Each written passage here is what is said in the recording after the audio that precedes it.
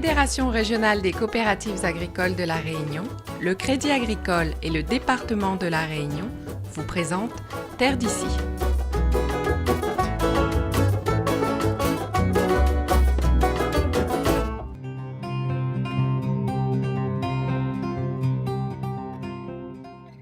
Encore méconnues du grand public, les nouvelles technologies appliquées à l'agriculture sont actuellement en plein essor. À la tête d'une jeune entreprise innovante, Willy Suzanne s'est lancé depuis près de 2 ans dans la production de vitroplans. VitroRun produit essentiellement des vitroplans de vanillé, donc à destination des producteurs, mais aussi des particuliers. Et l'autre végétal qu'on travaille dessus, c'est les palmiers PGBY. Après une préparation minutieuse du support nutritif, de très petits fragments de la plante saine à multiplier sont prélevés et sont alors mis en culture. Donc là, on va avoir différentes méthodes d'approche. Donc par exemple, concernant la vanille, pour aller un petit peu plus dans les termes un petit peu techniques, ça va être du micro-bouturage. Donc on va faire des micro-boutures in vitro. Par exemple, concernant le PGBY, là, on va plus partir sur ce qu'on appelle, un terme un peu barbare, l'embryogénèse somatique. Donc là, on va plus partir des cellules pour arriver à un individu complet, un individu entier, avant de pouvoir le sortir et aller au champ. Mais avant de rejoindre les champs et la pleine terre, ces vitroplans de vanillé et de palmiste PGBY vont poursuivre leur croissance pendant encore plusieurs mois dans ces bocaux exposés à la lumière. On commence à partir de ce stade où les plants viennent d'être repiqués, donc ils sont très très petits, pour arriver à un stade beaucoup plus développé, comme là à ce niveau-là. Voilà. Là on a des plantes qui sont plus grands, qui sont bientôt prêts à sortir de la chambre de culture pour être mis en acclimatation. S'il faut compter 2 mois environ pour produire un vitroplan de vanillé, le palmiste PGBY nécessite quant à lui beaucoup plus de temps et de manipulation. Du début jusqu'à la fin, il faut compter environ entre 1 an et demi et 2 ans de travail en laboratoire, donc de repiquage successif sur des milieux de culture différents, pour amener des cellules à un individu complet. Donc là, on peut voir une étape intermédiaire où des plants de PGBY commencent à émerger, on va dire, d'amas cellulaire. Si elle s'adresse avant tout aux professionnels agricoles, la jeune entreprise devrait proposer aussi très bientôt des plants de vanille in vitro aux particuliers.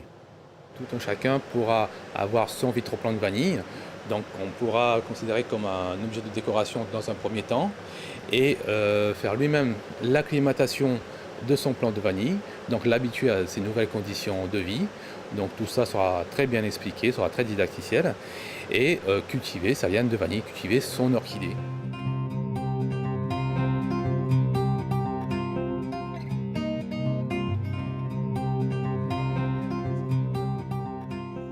Encore confidentielles aujourd'hui, les nouvelles technologies vont révolutionner l'agriculture de demain. Développées par la société Alpheus, ces nouvelles rampes d'éclairage à LED pourraient permettre ainsi d'améliorer les rendements des cultures sous abri. Pas seulement mieux produire des végétaux de meilleure qualité et en meilleure santé, mais aussi en consommant moins d'énergie. L'avantage des LED permet d'apporter l'énergie nécessaire uniquement sur les longueurs d'onde qui sont utiles aux plantes. Donc nous évitons tout le gaspillage qui consisterait à éclairer sur les autres longueurs d'onde ou sur des lumières qui n'apportent rien aux plantes. Le système est composé de 3 types de LED pour apporter de la lumière rouge, bleue et blanche à la plante. Le rouge et le bleu sont les couleurs qui correspondent aux besoins de la photosynthèse. Donc nous apportons spécifiquement le rouge et le bleu pour apporter de l'énergie aux végétaux. Le blanc permet de reproduire un spectre complet du soleil et donc ça apporte tous les messages nécessaires aux plantes pour qu'elles puissent savoir si elles sont en période plutôt de croissance, de fructification ou de floraison. Cette technologie de pointe permet ainsi de recréer, grâce à un logiciel programmable, toutes sortes de conditions d'éclairage. Ce logiciel permet de programmer la durée du jour, la longueur du jour, mais aussi d'autres paramètres comme des passages nuageux, un éclairage lunaire, la durée du cycle lunaire.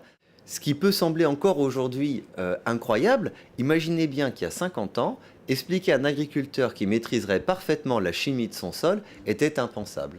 Eh bien aujourd'hui, il faut être prêt à imaginer que dans 20 ans, nous maîtriserons parfaitement le spectre lumineux que nous apporterons à nos végétaux. Dans un tout autre domaine, l'économie numérique prend petit à petit racine dans le monde agricole.